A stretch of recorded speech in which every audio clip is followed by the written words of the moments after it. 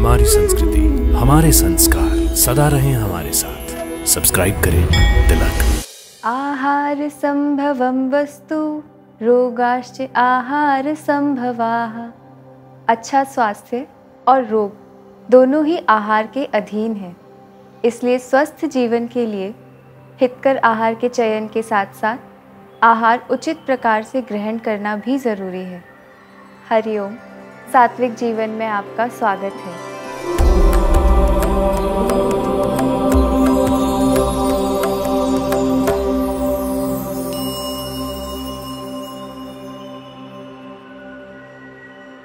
किस प्रकार का आहार लेना है, किस तरह से ग्रहण करना है, इन सभी नियमों को आयुर्वेद में आहार विधि विधान के रूप में वर्णित किया गया है। स्वास्थ्य के प्रति जागरूक लोग आहार चयन पर विशेष ध्यान देते हैं, लेकिन उसी आहार का सेवन किस प्रकार से करना है इस पर ध्यान नहीं देते। तो चलिए जानते हैं अच्छे स्वास्थ्य के लिए भोजन करने का पहला नियम। पहला नियम है उष्णम अश्नीयात्, जिसका अर्थ है उष्ण आहार का सेवन। ताज़ा और गर्म भोजन करने से भोजन में स्वाद ज्ञात होता है, अग्नि तीव्र होती है, शीघ्र भोजन का पचन एवं वायु का अनुलोमन होता है। साथ ही उष्ण भोजन सेवन से कफ दोष का भी शमन होता है। आहार विधि विधान का दूसरा नियम है स्निग्धम अश्नीयात्, यानी स्निग्ध आहार सेवन। स्निग्ध आहार का अर्थ है ऐसे भोज्य पदार्थ जो शरीर में स्निग्धता उत्पन्न करे, जैसे घी, दही, दूध, मक्खन। पर केवल वही स्निग्ध आहार स्वास्थ्य के लिए हितकर है जिनमें हेल्दी फैट्स हैं। आहार में स्निग्धता होने से अन्न में स्वाद उत्पन्न होता है, अग्नि तीव्र होती है और आहार का पाक शीघ्र हो जाता है। शरीरम उपचिनोति दृढ़ीकरोति इंद्रियाणि, यानी शरीर की वृद्धि होती है और इंद्रियां दृढ़ होती है। स्निग्ध भोजन बला अभिवृद्धि और वर्ण प्रसादम का कार्य भी करता है, यानी शारीरिक बल की वृद्धि और त्वचा वर्ण यानी स्किन कॉम्प्लेक्शन अच्छा होता है।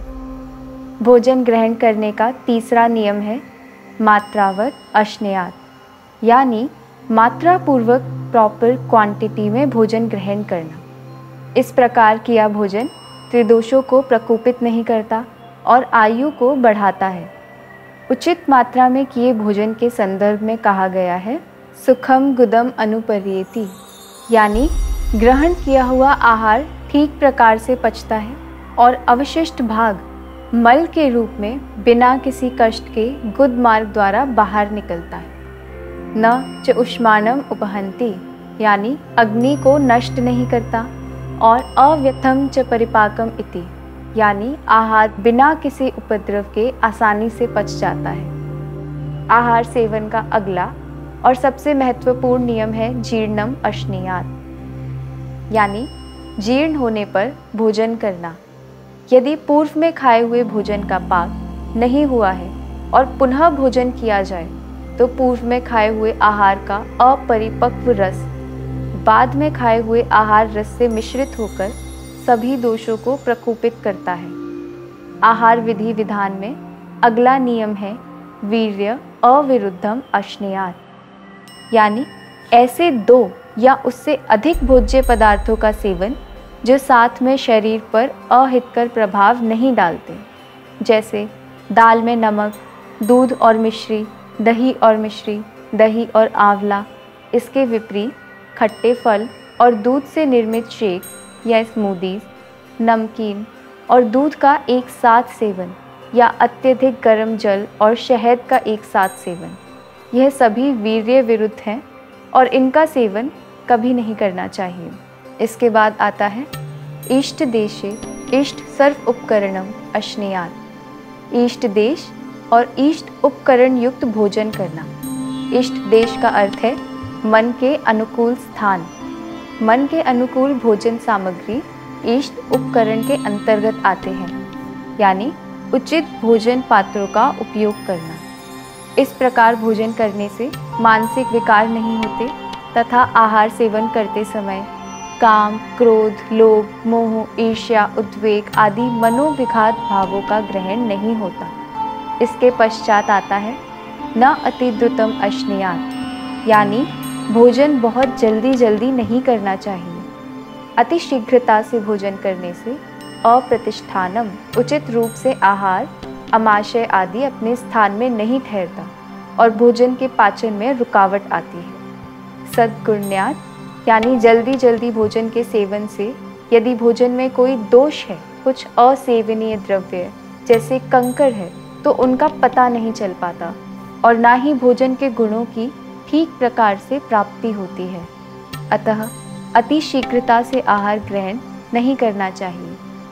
इसी प्रकार से अगला नियम है न अति विलंबितम अश्नीयात्। इसका अर्थ है आहार अधिक धीरे धीरे नहीं लेना चाहिए।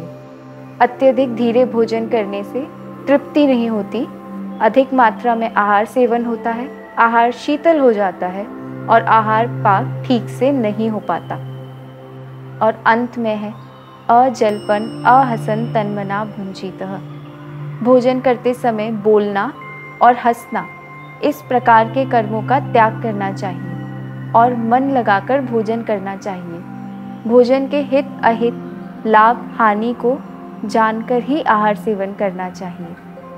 आत्मा और परमात्मा के मिलन की इस सात्विक जीवन यात्रा में हमारे साथ बने रहिए। मैं डॉक्टर नेहल शर्मा, सात्विक जीवन के इस पथ पर आपकी साथी।